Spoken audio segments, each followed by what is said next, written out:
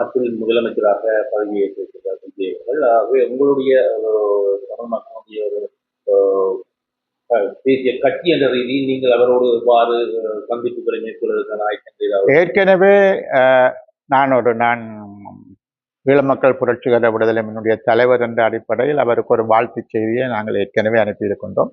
ஜனநாயக தமிழ் தேசிய கூட்டணி தனது வாழ்த்துக்களை இந்த ஊடகத்தினூடாக நாங்கள் முக்கியமாக அவர் இன்று காலை முதலமைச்சர் என்ற பதவியை ஏற்றுக்கொண்டிருக்கிறார்.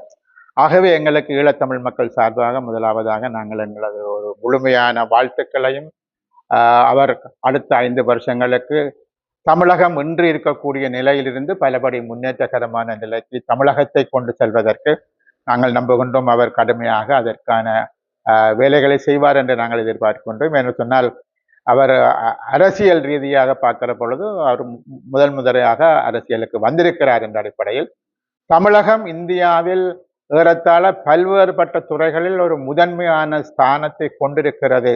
ஆகவே அடுத்த கட்டத்தை நோக்கி இன்னும் அதற்கு மேலதிகமாக அடுத்த கட்டத்தை நோக்கி தமிழகத்தை வழிநடத்துவது என்பது ஈழத்தமிழ் மக்களுக்கு ஒரு முக்கியமான விஷயமாக நாங்கள் கருதுகின்றோம்.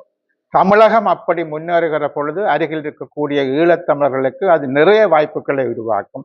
அது கல்வியிலும் சரி, ஈழத்தினுடைய பொருளாதார அபிவிருத்தியிலும் சரி, அது பல்வேறுபட்ட தாக்கங்கள் கலை கலாச்சாரம் பண்பாடுகளிலும் சரி, அது பல தாக்கங்களை உருவாக்கும்.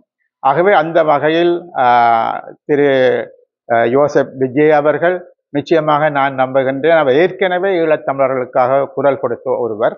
ஆகவே அந்த வகையில் ஈழத்தமிழ் மக்களினுடைய பிரச்சனைகளை முழுமையாக புரிந்து கொண்டு அவர்களும் அதாவது இரண்டு பக்கத்து இருக்கக்கூடிய 2 நாட்டிலும் இருக்கக்கூடிய தமிழ் மக்கள் பொதுவாக எல்லா விஷயத்திலும் அவர்கள் ஒன்றுபட்டு கைகோர்த்தி செல்லக்கூடிய அளவுக்கு உருவாகமாக இருந்தால் நிச்சயமாக உலகத்தில் தமிழ் மக்களினுடைய அந்த என்னென்னு சொல்றது குரல் ஓங்கி ஒலிப்பதற்கான வாய்ப்புகள் ஏற்படும்.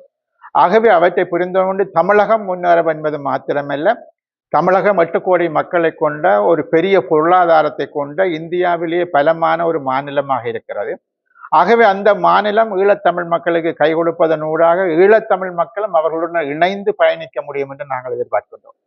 அந்த வகையில் நான் நம்புகின்றேன் திரு விஜய் அவர்கள் அவர் முதல் முறையாக அவர் ஒரு முதலமைச்சராக வந்தாலும் கூட இளைஞர்கள் யுவதிகள் போன்ற ஒரு பெருமளவு மக்களுடனான கவனத்தை தன் பக்கம் திருப்பி இருக்கிறார்.